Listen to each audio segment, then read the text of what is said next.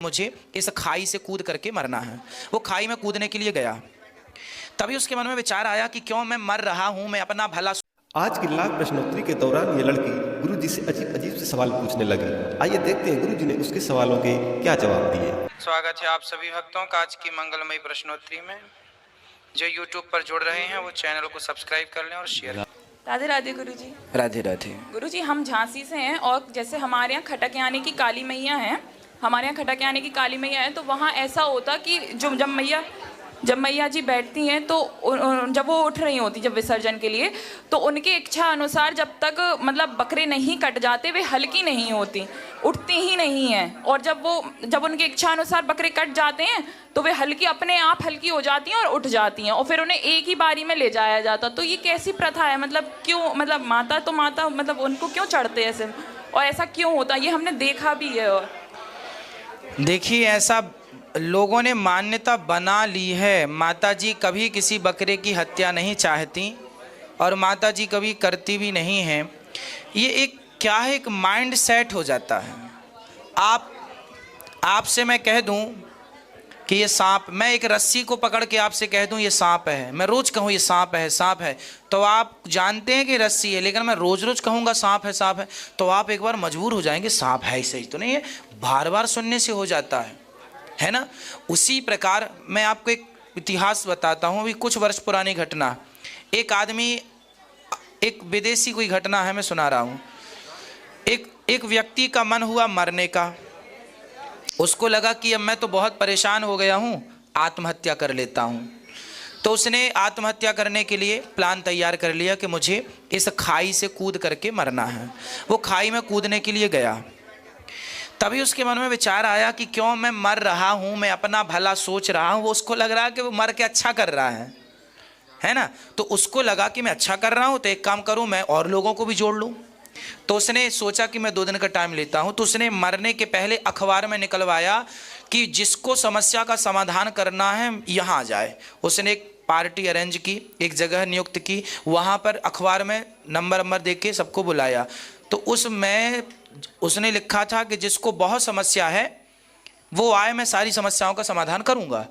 तो उस दिन उसके पास 2000 लोग पहुँचे और सबको बिठाया और उसने 5 घंटा प्रवचन किया मरने पर कि देखो जीने से कोई फायदा नहीं है, मर जाओ, सब समस्या का समाधान। ऐसा उसने सबको बताया। और आप आश्चर्य मानेंगे, ये टीवी न्यूज़ अखबार की खबरें हैं, आप भी आज भी आपको मिल जाएंगी। 2000 लोगों को उसने अपने शब्द जाल में फंसा लिया। 2000 लोगों को शब्द जाल में फंसा लिया और 2000 लोगों के बगल में सैलफास की गोलियां रखवा दी। बोले जिसको मरना है तो मैं तो जा रहा हूँ, देखो कोई समस्या नहीं है, मरने ही समस्या का हल है। ऐसा उसने सबको बरगलाया। देखो खुद गलत था, औरों को भी गलत रास्ता वह दे रहा था। और उसने ऐसा शब्द जाल में बांधा कि सच्ची 2000 लोग सबके सब मर गए। इसमें ताली बजाने की जरूरत नहीं है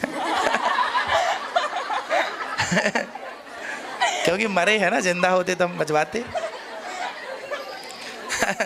2000 लोग मर गए अच्छा सुनिए, यहाँ ठीक है। उसी तरह क्या होता है कि जो आप प्रश्न कर रहे हैं कि दुर्गा जी हल्की हो जाती हैं या वजनदार हो जाती हैं, ऐसा कुछ भी नहीं है, ऐसा कुछ भी नहीं होता, ऐसा कुछ भी नहीं होता। ये केवल मन की कल्पना है। सुनी बातों पे हम लोग बिलीव कर लेते, अरे ऐसा है, हाँ अभी तो वजन लग रहा था अब नहीं लग रहा है, अभी तो लग रहा था अब नहीं लग रहा। हाँ, ये केवल पुरानी गलत परंपराओं को चलाते रहने का एक तरीका है। कुछ नहीं हल्का और वजनदार नहीं है। आप जो है ठीक है, परंतु बकरे की बलि कहीं से कहीं तक सही नहीं है। मैं इसका समर्थन कभी नहीं करता और माताजी भी नहीं करती। हमारे शास्त्रों में अहिंसा ही परमो धर्मा लिखा हुआ है। क्या लिखा है? अहिंसा ही। हम लोग हिंसा के पुजारी नहीं कि हम किसी की जान लें, हम और हमारी देवी भी ऐसा नहीं चाहती। वो पुरानी मान्यता, कुछ मांसाहारी लोग थे और उन लोगों को मांस खाने की आदत थी, तो महंगा मिलता था, कहाँ से लाए, तो ने शुरू कर दी कि शादी ब्याह में लड़का लड़की के ब्याह में करो या माता जी के नाम पे करो तो हमको खाने मिलेगा उनको, इसी बहाना। तो उस चक्कर में वो बलि वली चढ़वाते रहे, है ना, जबकि ये पूरी प्रथाएं गलत हैं। और महाराज जी कोलकाता साइड जैसे वो नवरात्रि में माता जी बैठी होती हैं और वहाँ पे अंडे के स्टॉल ये सब लगे रहते हैं, लोग अंडे वगैरह मछली वगैरह खाकर उनके उसमें जाते हैं आरती वगैरह में, तो वहाँ के संस्कार क्या गलत हैं? हाँ देखो, क्या बंगाल जो है ना, बंगाल में वहाँ का मुख्य भोजन ही मछली चावल है ना। मछली चावल वहाँ बंगाली लोग ना देवी जी को भी चढ़ाते हैं। क्यों चढ़ाते हैं? क्योंकि वहाँ का भोजन ही है। शादी में लड़के का विवाह होता है तो वहाँ मछली गिफ्ट की जाती है ना। तो ये वहाँ की परंपरा है। क्यों? आज के बहुत साल पहले वहाँ पर कुछ नहीं होता था, केवल चावल होता था। तो चावल तो मिल जाएगा, खाए के संग खाएंगे, तो समुद्र बगल में था, मछली के संग खाएंगे। तो मछली चावल उनकी मजबूरी थी, आज के हजारों साल पुरानी। तो वो वही खाते थे और देवी को भी चढ़ाते थे। तो वो उस जमाने की रिक्वायरमेंट थी। पर आज तो दाल चावल अवेलेबल है, आज तो दालें भी हैं, सब्जी भी हैं, इत्यादि हैं। तो अब खाएं ये चीज़, अब वो चीज़ बंद। भाई जब तक मजबूरी थी, काशी में एक विद्वान की कथा सुना देता हूँ। काशी में एक व्यक्ति थे, वो विद्वान थे, इतने गरीब थे कि उनके पास खाने को रोटियां। तो वो रोज शमशान जाते थे, काशी का शमशान। तो वहाँ मुर्दे के बगल में ना लोग भोजन रख देते थे कि मुर्दे के नाम का। तो वो मुर्दे का भोजन खा के आ जाते, सब लोग चले जाते तो वहीं बैठते खाते और खा के पढ़ने लगते। मतलब पढ़ा विद्यार्थी थे तो पढ़ते और बढ़िया खाने को ना मुर्दे को आदमी पकवान देता, खूब पकवान खाएं, वो खूब पकवान खाएं मुर्दे के नाम का, और खूब खा के पढ़ें। और पढ़ के वो इतने विद्वान हो गए और विद्वान हो के बड़े पैसे वाले हो गए। अब पैसे वाले भले हो गए पर आदत पड़ गई अच्छा खाने की, तो फिर चले गए। तो एक दिन वहाँ गए तो वहाँ पर उनको एहसास हुआ अंदर से, है ना, ये समझ लो कि आकाशवाणी हुई। स्वप्न में भगवान ने उनसे कहा या किसी ने कहा कि पागल, जब तू गरीब था, जब तू नहीं था योग्य, तब तो तू खाया, मैंने कुछ नहीं बोला। पर अब तो तू खाने के योग्य हो गया है, तो अब तो मुर्दे का ना खा। जब तक नहीं था तब तक मैंने तुझे माफ़ किया, पर अब देख तू समर्थवान हो गया है, अब तू अपनी रोटियां खा सकता है। तब तो मैंने भी तेरा सपोर्ट किया कि चल खाता है, पढ़ जाएगा बच्चा है, पर अब तो तू जिम्मेदार हो गया, अपनी रोटियां खा। उसी तरह ये बात है आपकी कि अब हम समझदार हो गए हैं तो अपने से काम कर लें। और जो बंगाल में जब ज़रूरत थी तो आप मछली चावल खाए, अब मत खाइए, क्योंकि अब आप योग्य हो गए हैं, अब आपके पास दाल चावल की व्यवस्था हो गई, सब्जियों की व्यवस्था हो गई। एक ज़माना था तो आप खाते थे, कोई मना ही नहीं था, अब मत खाइए। वहाँ पर ना माता रानी का मंदिर है, शारदा मैया का, जो स्वामी विवेकानंद जी के गुरुजी थे, रामकृष्ण परमहंस, कलकत्ता में, कलकत्ता वाली माता। तो वहाँ पे भी आज भी बकरा चढ़ाते हैं। एक्चुअली बकरा माता जी को नहीं चढ़ता, वहाँ पर तांत्रिक लोग, जैसे गुवाहाटी कामाख्या माता मंदिर, और यहाँ पे बंगाल में आपने सुना बंगाल का जादू। ये जो जादूगर लोग होते टोना टोटका वाले, ये टोना टोटका सिद्ध करने के लिए, तंत्र विद्याओं को सिद्ध करने के लिए इनको बलि, उस विद्या में लिखा ही है कि बलि चढ़ानी पड़ेगी। तो वो तांत्रिक लोग टोना टोटका के लिए अपनी बलि चढ़ा करके अपनी विद्या को सिद्ध करते हैं। उसका माता जी से कोई लेना देना नहीं। चूंकि मंदिर में बलि चढ़ते हैं तो हम लोगों को देखने से लगता है कि माता जी को बलि चढ़ रही है। एक्चुअली वो शारदा, वो मैया जी को बलि नहीं चढ़ती। गुवाहाटी में कामाख्या माता मंदिर मैंने भी देखा, मैं दर्शन करने गया तो खून ही खून पड़ा था। तो मैंने देखा, फिर पूछा तो वहाँ बताया लोगों ने कि यहाँ माता जी को बलि नहीं चढ़ रही है, ये तांत्रिक लोग अपनी तंत्र विद्या को टोना टोटका सिद्ध करने। बंगाल में आज भी जादू है, बंगाल का जादू आज भी प्रसिद्ध है। तो वो जादूगर अपनी जादूगरी विद्या सिद्ध करने के लिए ये टोना टोटका करते हैं, तो वो उसके अंतर्गत चढ़ाते हैं। और हम लोगों को लगता है कि माता जी को चढ़ रहा है। कहाँ भाग रहा, मुझे गाली देके भाग रहा। अच्छा, अभी नहीं तोड़ूंगा तेरी टांग, तो अभी भौंक ले। मेरा दर्शन, हाँ जी, हाँ जी, प्रेत ने बोला। हाँ। तो प्रेत से हमारा क्या संबंध है? उसने हमारे बारे में बोला कि मिल के आओ। जी गुरुजी, मैं चंदन कुमार झा बिहार से, भागलपुर से हूँ। गुरुजी, मैं पूजा पाठ अपने जहाँ तक होता है टाइम निकाल के करता हूँ, और ज़्यादा से ज़्यादा टाइम निकाल के मतलब ध्यान भी करता हूँ। लेकिन गुरुजी, ध्यान करने टाइम या पूजा करते टाइम मेरा ध्यान पूजा पर नहीं रहता है, 2 मिनट रहता है, फिर कहीं और चला जाता है। चाहे ड्यूटी जाना हो या कुछ काम करना, वो दिमाग में घूमते रहता है। तो क्या करें? दिमाग कहाँ जाता है आपका? मन कहाँ जाता है? टाइमिंग पे, जैसे ड्यूटी के टाइम में हो गया, या किसी ने जरूरत कोई काम दे दिया है, उस काम पे। काम तो सारे कीजिए, जी गुरु पर जी। मन को स्थिर आप ही कर सकते हैं, और स्थिर मन से काम करेंगे तो वो काम अच्छा होगा। जी गुरु जी। इसलिए मन को स्थिर आपको ही करना होगा। हम तो उपाय बहुत सारे बता सकते हैं, जी गुरु पर जी। रखना आपको ही है। इसलिए एक काम पूरा कर लो, फिर दूसरा काम करो। जी गुरु जी। घर में भी गुरु जी गुस्सा आते रहता है, बच्चों पे भी मुझे ज्यादातर। अच्छा ये बताइए, गुस्सा के लिए अभी आपके पहले भी एक भैया जी ने सवाल पूछा, वो भैया हैं कि चले गए जो गुस्से पे पूछे थे? अच्छा हो, चलो सुनो, आपको भी बता रहे हैं, इनको भी बता रहे हैं, आप भी सुनिए। बैठो। गुस्सा हमें, बैठो भैया बैठो, खुश रहो। जो गुस्सा हमें आता है ना, अब गुस्सा हमें क्यों आता है ये समझना चाहिए। सामने वाले ने हमें कुछ कह दिया, हमें गुस्सा आ गया। अच्छा ये बताइए, हम उनके हिसाब से चलें या हम अपने हिसाब से चलें? आप पड़ोसियों के हिसाब से चलते हैं या आप अपने हिसाब से चलते हैं? अपने हिसाब से गुरु जी। अपने हिसाब से चलना ही समझदारी है।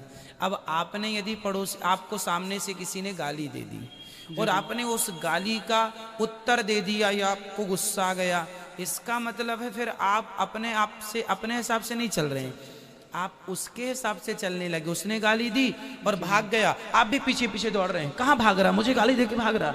हाँ गुरु जी। इसका मतलब क्या हुआ, आप उसके हिसाब से चलने लग गए। तो आपको अपने हिसाब से चलना है, और जब आप अपने हिसाब से चलेंगे तो आप अपने मन के मालिक होंगे। जब मैं चाहूंगा तब गुस्सा आएगा, अभी तू गाली दे के चला जा, जब मैं चाहूंगा तब गुस्सा आएगा। ऐसे थोड़ी तेरे कारण मैं गुस्सा करने लग जाऊं। तो दे दे।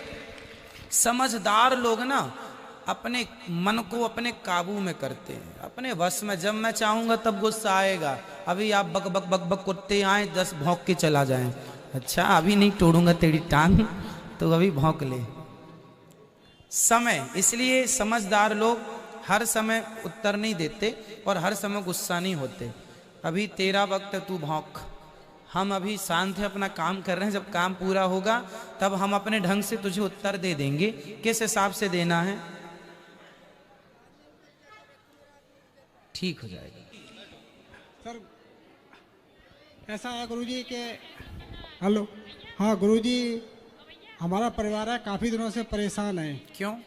कोई प्रेत है जो बाबा दादा के ज़माने से घर में परेशानी दे रहा है, और सारा घर मतलब काफ़ी दिक्कत में है। क्या करता है वो प्रेत आपको? मतलब माइंड को डिस्टर्ब करता है, सभी को, बच्चों को, हमको, सभी को। तो दिखता है वो नहीं।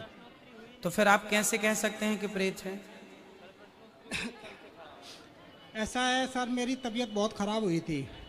तो तबीयत खराब होने से सिद्ध कैसे हो गया कि प्रेत है? तो बालाजी से जुड़े थे, हाँ। तो उसके बाद वो प्रेत ने बोलना चालू किया। किसके द्वारा? मतलब बालाजी से जुड़ने के बाद जो प्रेत था उसने बोला। किसके द्वारा बोला? हमारी श्रीमती जी हैं, हाँ।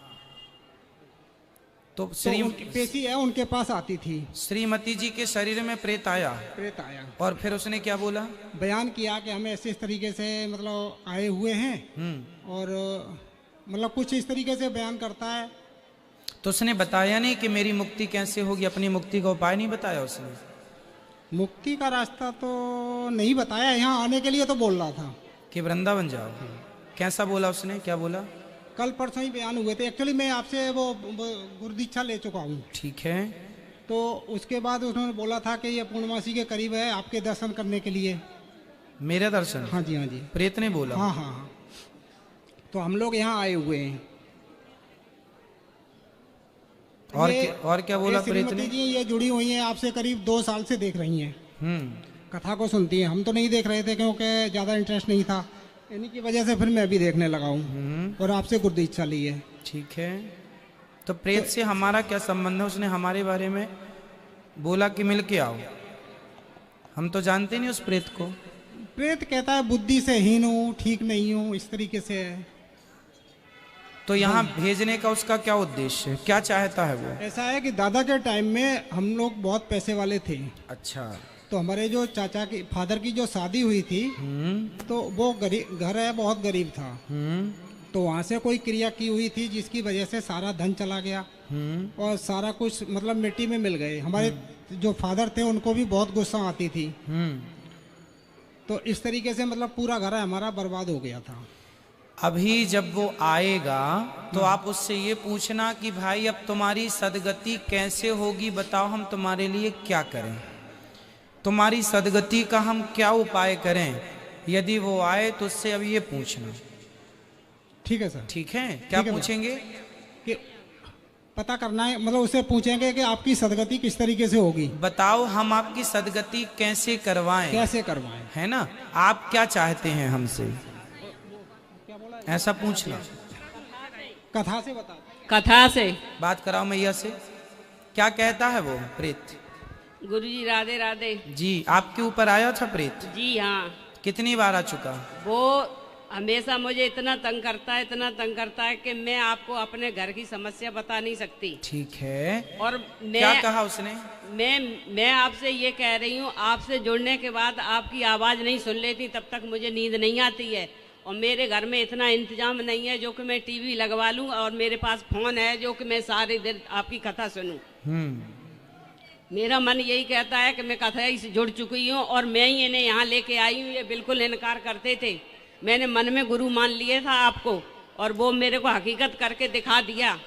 मैं यहाँ तक पहुँच चुकी हूँ, मैंने गुरु मान, और मेरा अंत यही होगा। और मेरे पूरे परिवार को आप आशीर्वाद दिए। एक बच्चा मेरा है आत्महत्या करने को लिए तैयार हुआ था, और अभी भी आत्महत्या करने के लिए वो घूम रहा है। क्यों? बस आप कह नहीं सकते। तो मेरे से मिलवाना उनको। और ये प्रेत महाराज क्या कह रहे थे आपके पास आके? वो ये कहता है कि मैंने दादा की पीढ़ी से पूजा ली है, अभी भी पूजा चाहता हूँ। अगर तू भागवत करवाना चाहती है तो मेरे नाम से भागवत करवा दे, उद्धारी मिल जाएगी। अच्छा, ऐसा बोलता है? हाँ। तो फिर भागवत जी की पोथी उसके नाम से करवा देने से उसका उद्धार हो जाएगा। पाठ अभी करवाया था, एक बार पोथी पाठ करवा चुके हैं, वो मैंने अपने पैसों से कराया है। मैंने छुपा छुपा के पैसे रखे थे, उनसे मैंने अकेले करवाया है। 1 साल हो गई। ठीक है, मैं अपने बच्चों को जोड़ना चाहती हूँ। बच्चे बिल्कुल उनको ले आना बच्चों को, तो हम समझा देंगे कि वो शराब ना पिए और अच्छा जीवन जिए। गुरुजी राधे राधे। और प्रेत से पूछ लेना कि भाई तुम अपनी सदगति के लिए, अभी तो जो पोथी पाठ आपने कराई वो अपने कल्याण के लिए, अब उस प्रेत के संकल्प के निमित्त यदि आप उससे पूछना कि भाई तेरी सदगति के लिए क्या करें, ठीक है, तो बताना, फिर उसके लिए वो करेंगे ताकि उसको प्रेत योनि से मुक्ति मिल जाए।